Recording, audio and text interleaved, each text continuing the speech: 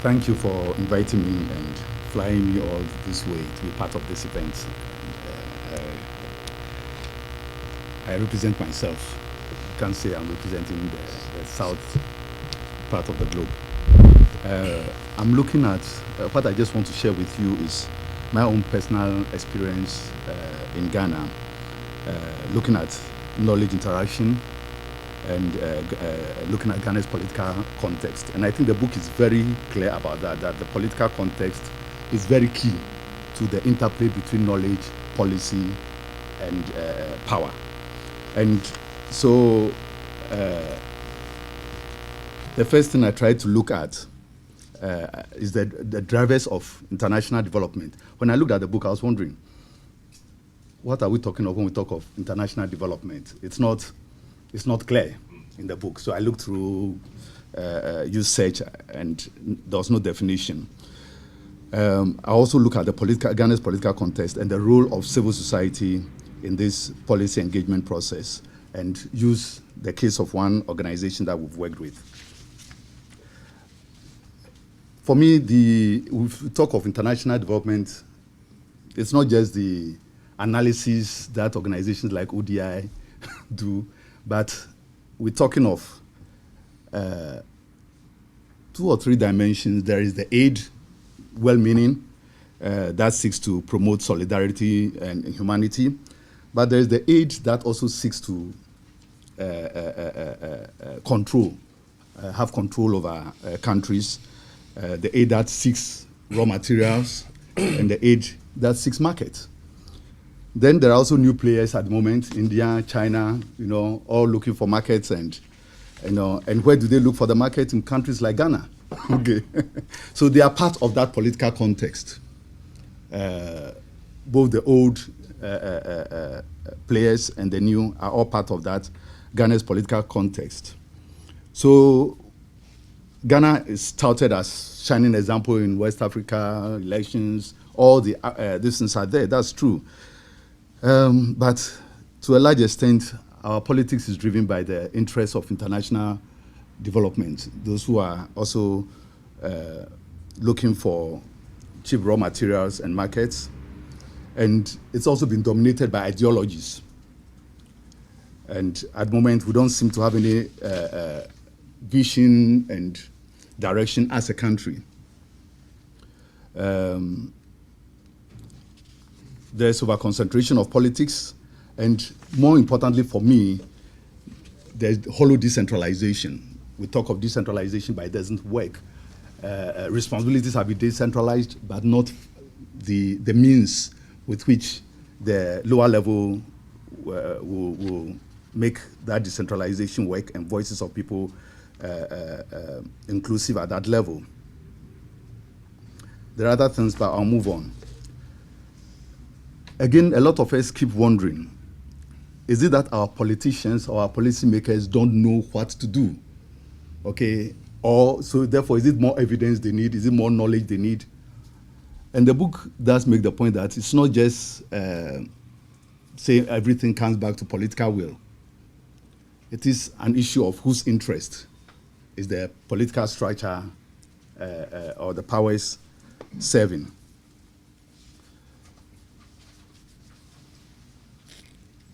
And though in Ghana there is a growing recognition for dialogue across different ideologies and across the different levels of society, civil society organizations are beginning to realize they need to build constituency. For many civil society organizations, it's been a bit more of one elite talking with another elite, all from the same old boys and old girls schools. So as the book talks of, sometimes it's sort of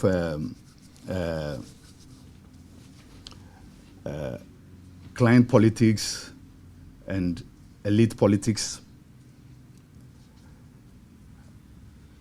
And this will be that instead of putting the emphasis on information to policymakers, we should rather be looking at how do we improve the engagement between the political elite establishment and the citizens. If you take our political context, which may not be the case for a place like UK, because you have stronger institutions. As I was coming, I saw on the tube an advert saying there'll be something passing through your letterbox about the coming elections, about the people in the elections, and vote for them. Information already flows between civil societies and others and the citizens so that they can make informed choices. For us at the moment, that is not going on. And therefore, my take is that rather than spend more time doing more research, because if the policymaker, many of them know where to go and get the source of information. I think an example was given in the book between Vietnam, which is supposed to be more one-party state, and Kenya. Okay, Vietnam, when it needs information, the leaders know where to go and get the information.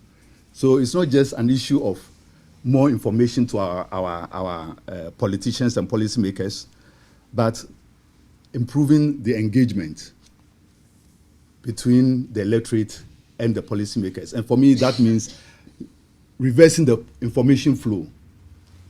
Instead of focusing on getting evidence and information to the policymakers, let's take it the other way around. Let's get the information to the citizens so they then can now engage better with the politicians. This is time consuming, and therefore many civil society organizations don't engage in it. And the whole project framework, which talks of 5 years, 3 years, 5 years, doesn't allow for that to happen. You know, for this sort of engagement to happen means spending time to work with the electorate and the citizens to see why a particular policy is disadvantageous to them, and then they can say no to that policy.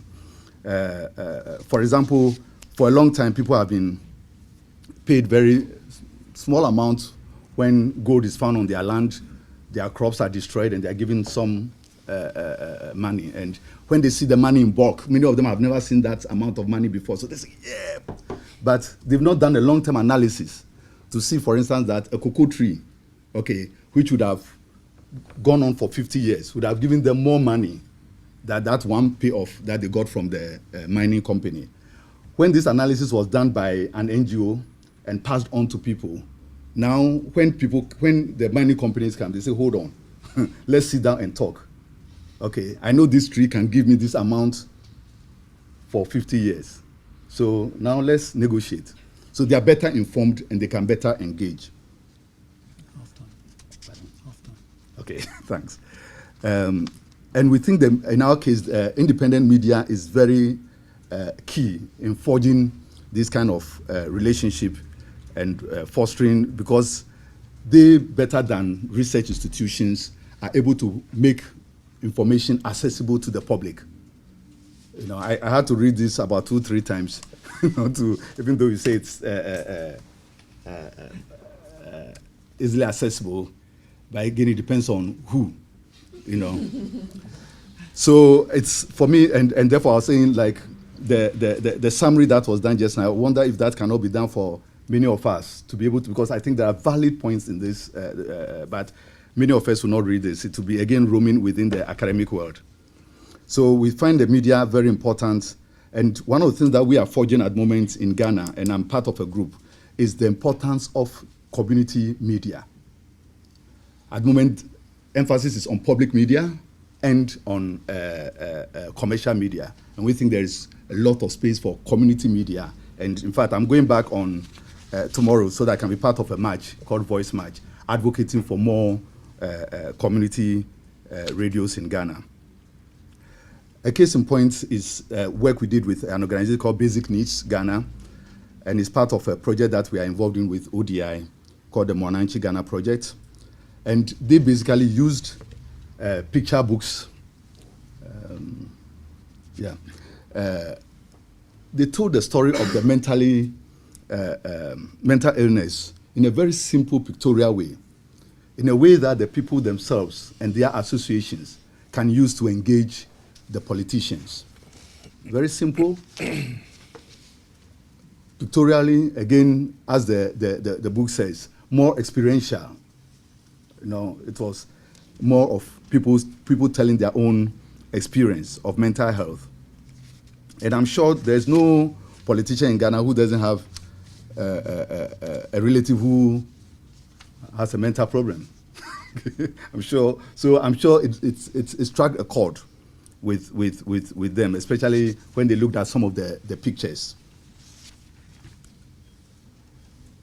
They use these pictures to really engage with various policymakers, but more importantly, brought together a number of civil society organizations to do that engagement. And the timing was very good because they had already built over the years a strong civil society grassroots group. And that was what they used to get the message down. These grassroots groups were engaging with their members of parliament and beginning to raise the issue with them. So when it came to passing the bill, they were called by the parliament to come and have a session with them. And they then brought out some of the shortcomings of the bill, and also what they thought should be added. Eventually, the bill was passed 2 months ago, February 2012. And we cannot say this is attributed only to what Basic Needs did. But for us, it illustrates how it's important in our context to get more broader, the civil society, not just civil society organizations, but the broader civil society to be better informed, to have the knowledge that they need to be able to engage and bring the pressure. Because especially in a democratic space, you have more and more Ghanaians have come to realize that they have the power. They can decide who stays and who goes. You have enjoyed that for years, so it doesn't look new to you. For us, it's a novelty, and people are proud of the thumb, and they always say the power rests with the thumb. I don't know what will happen if we move from the thumb to other methods. But for us, the lessons were very strong, that civil society organizations need to build strong grassroots. They need to network and collaborate with others. Some of the things that have been mentioned in the book about timing and effective partnership and the role of the media. But for us, the importance is the packaging of information. Packaging information in such a way that the citizens have the power and the citizens can engage.